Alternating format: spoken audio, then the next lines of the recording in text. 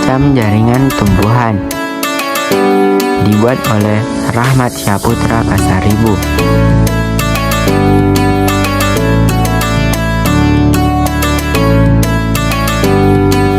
A. Jaringan meristem.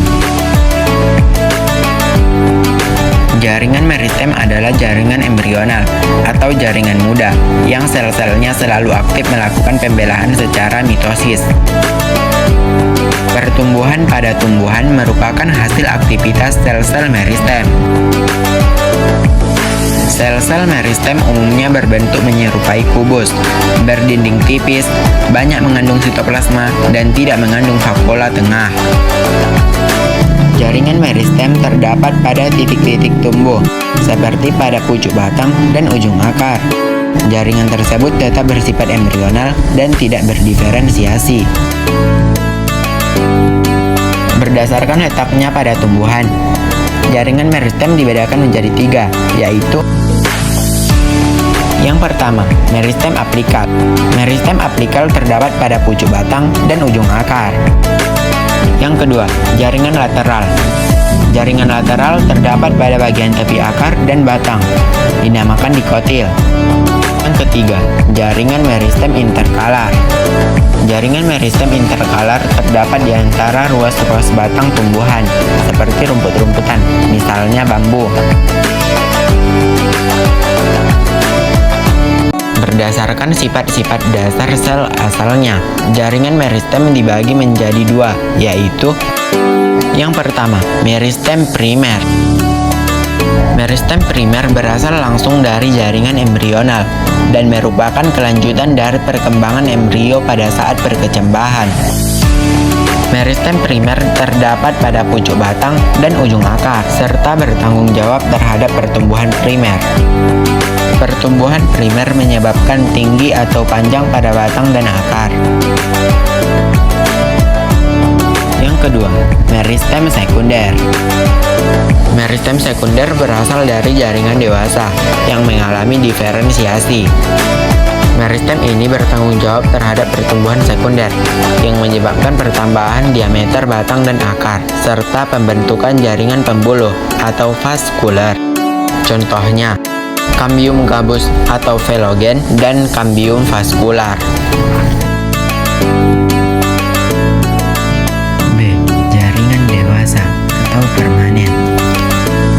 Jaringan dewasa atau permanen merupakan jaringan yang tersusun oleh sel-sel yang tidak aktif membela lagi. Jaringan dewasa meliputi jaringan epidermis, parenkim, penguat, pengangkut, dan peridrem. Organ pada tumbuhan. Yang pertama, akar. Berdasarkan asalnya, akar tumbuhan dibagi menjadi 2, yaitu: A. Epidermis. Epidermis akar terdiri atas satu lapis sel yang tersusun rapat, memiliki rambut akar hasil aktivitas sel-sel di belakang titik tumbuh. Rambut akar berfungsi untuk memperluas bidang penyerapan, tidak memiliki kutikula. Epidermis akar yang menggantung pada tanaman anggrek dapat berkembang menjadi filamen.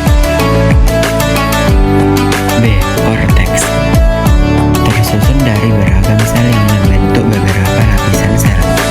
Dinding selnya tipis, mempunyai banyak ruang antar sel. Pada korteks terdapat parenchyma dan volenchyma. C. Endodermis. Terletak di sebelah dalam korteks penebalan gabus. Dinding sel endodermis. Air masuk melalui sel endodermis yang dindingnya tidak menebal. Lapisan endodermis merupakan pemisah yang jelas antara korteks dan stela. D. Stele atau silinder pusat. Di stele terdapat berkas pengangkut jaringan-jaringan lainnya. Di lapisan terluar dari silinder pusat terdapat persikal atau perkambium. Aktivitas persikal membentuk cabang-cabang akar. Pada akar tumbuhan monokotil, letak filem dan floem berselang-saling membentuk lingkaran.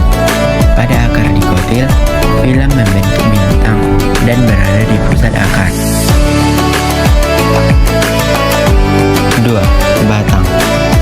Ruas, memiliki batang tetapi tidak memiliki akar. Daun memiliki batang tapi tidak memiliki akar. Bulu tidak memiliki batang tetapi memiliki akar. Tudung tidak memiliki batang tetapi memiliki akar.